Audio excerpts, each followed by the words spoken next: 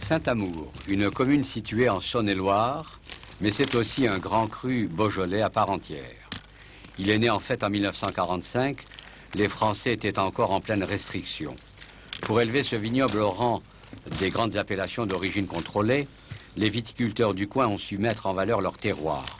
On a ici la vigne dans la peau et quel que soit le temps, le vigneron soigne, coupe, surveille son vignoble. Ah, je suis né ici, oui, mais je ne suis pas le plus ancien.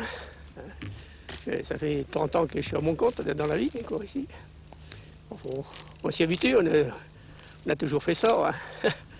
Dans le temps où j'ai commencé avec un cheval et une charrue, maintenant on a tout vendu les charrues, maintenant c'est tout en tracteur, c'est nettement différent.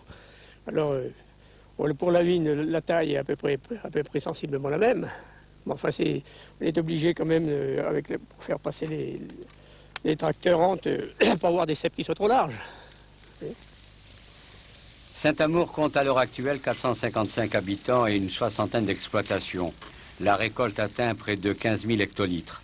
À travers ces images qui peuvent paraître un peu rétro, on a su grandir ici. On exporte près de 50% de la production. Ce village vit du vin et c'est sa chance. C'est sa chance. Si ce village n'avait pas eu le vin, que ce soit pour son économie, pour ses habitants, pour l'ambiance de ce village, ce serait un village mort. On n'a que cette réussite, c'est le vin. L'appellation qui est venue en 1945 a permis de donner une autre image du village, a donné quelque chose de plus aux vignerons. Le vin a fixé les jeunes par cet espoir, si vous voulez, qu'a apporté l'appellation. Et cet amour de ce métier de vigneron a donné aux enfants envie de vivre de ce vin. C'est splendide. Et vous voyez comment le Saint-Amour est un vin qui peut se garder très longtemps, alors qu'on dit toujours que le Beaujolais est un vin à boire jeune.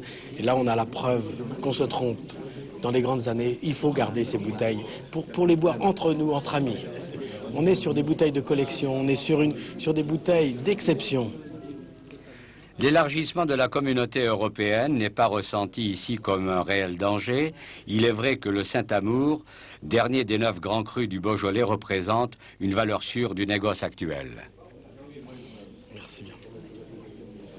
La vente de Beaujolais primeur, qui représente, je crois, la moitié de la récolte, à quelque chose près, est un phénomène social très important qui se développe de plus en plus, où tout le monde est dépassé.